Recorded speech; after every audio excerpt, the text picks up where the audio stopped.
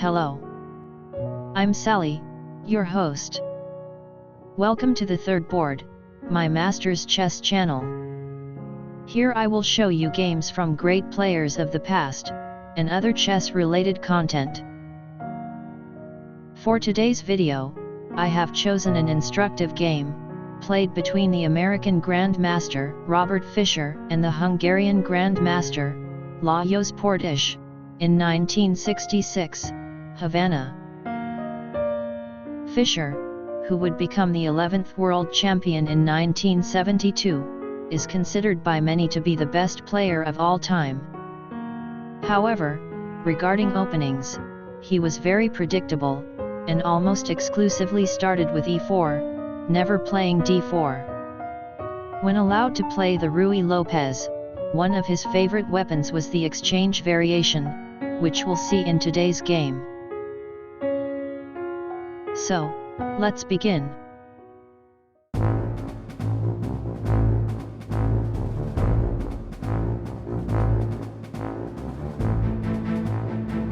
Robert Fischer has white and starts with e4. Lajos Portisch responds with e5. And after, knight to f3, knight to c6, bishop to b5, a6, bishop takes on c6. We have on this board the Ruy Lopez opening, exchange variation. The game continues with d takes on c6, castles. Now black has to solve the problem of how to defend his e5 pawn. According to opening theory, there are four main variations in this position. Bishop to g4, bishop to d6, queen to d6, and the move Portisch employed it in the game, f6, which is an old variation, but with solid reputation. The game continues with d4, e takes on d4, knight takes on d4, c5, knight to b3, queen takes queen, rook takes queen, bishop to d6. Here, the recommended move by opening theory is bishop to g4, attacking the rook, and preparing castle's queen side. After that, the game would continue like this: f3, bishop to e6, bishop to f4, attacking the c7 pawn, c4, knight to d4, attacking the bishop, castle's queen side, pinning the knight, knight to c3, connecting rooks, and nullifying the pin, bishop to c5, pinning the knight again, and threatening to take it, bishop to e3, and the position would be equal. Let's return to the game. After bishop to d6, Fischer continues with knight to a5. One of the best moves here. Threatens the b-pawn if the black bishop moves, and avoids black's castling for a while. b5. The pawn is no longer a target.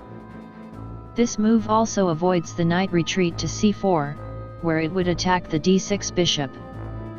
This was not a bad move, but the c6 square became weak, and Fischer will explore it later.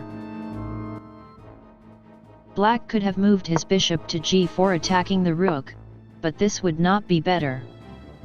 The game could have continued like this: f3, bishop to c8, If black castles queenside in hope of pawn takes bishop. Bishop takes pawn check, winning the d1 rook. His plan would fail, because white would respond with pawn to e5, and win. Let's return to the variation. After bishop to c8, we could have knight to c4, threatening to take the bishop and win a pawn. Bishop to f8. Bishop to f4, threatening the c7 pawn. Bishop to e6, threatening the knight. Knight to e3. Rook to c8. And the resulting position would be slightly better for white according to Stockfish. Let's return to the game. After pawn to b5, Fischer continues with c4, planning to weaken black's queenside pawns.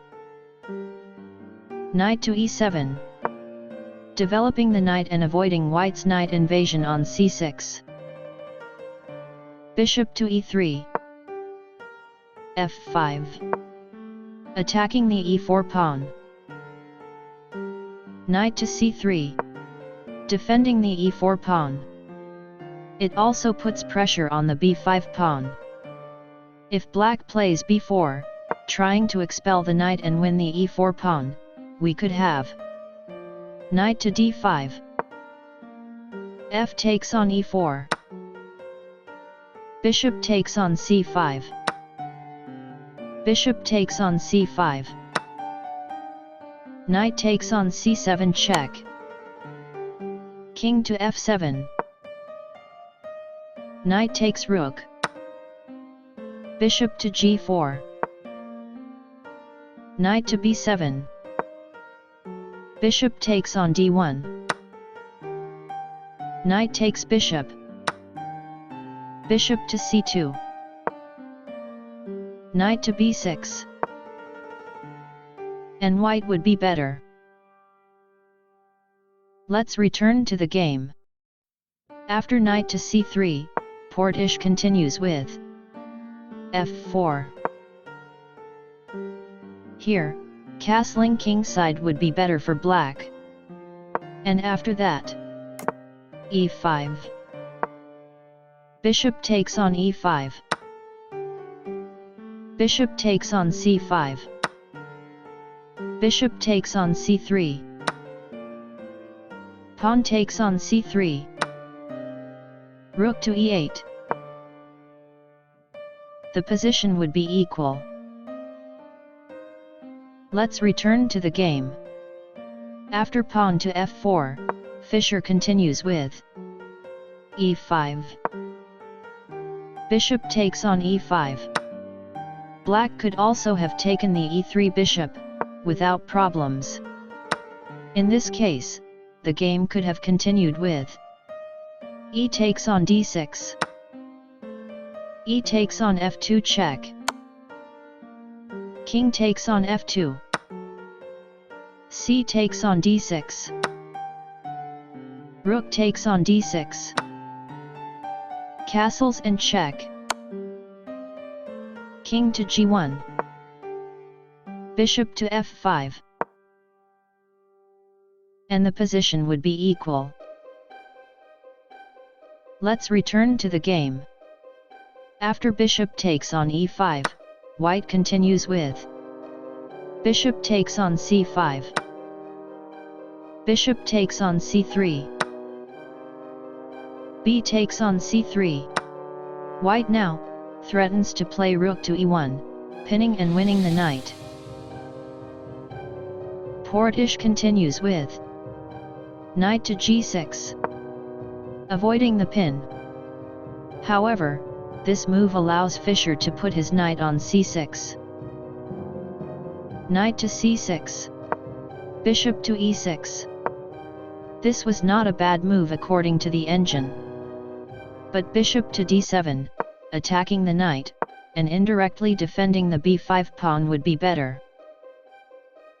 The game would continue like this. C takes on b5. Pawn takes pawn. Knight to a7, putting pressure on the b5 pawn. Rook to f8. Here, if the bishop takes the rook, then knight takes on f8. Rook takes on d7. Necessary or the knight would be trapped. King takes on d7. Knight takes on b5. And the position would be equal. Let's return to the variation. After rook to f8, we could have rook to d5, threatening to take the pawn with the knight. Rook to f6, escaping from the bishop.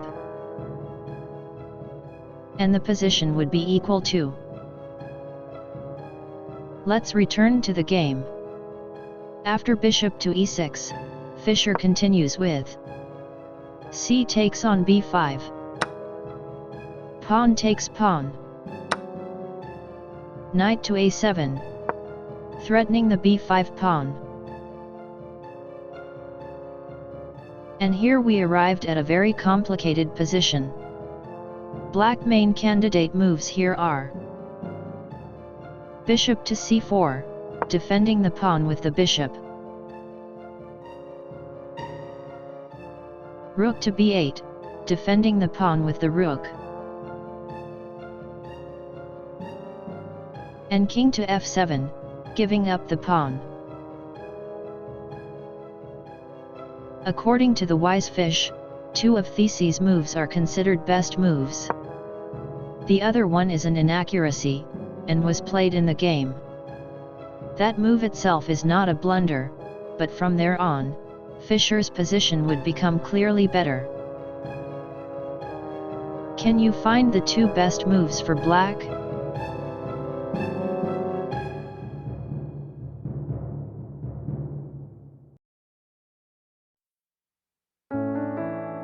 Did you like this game so far? I hope you enjoyed this video.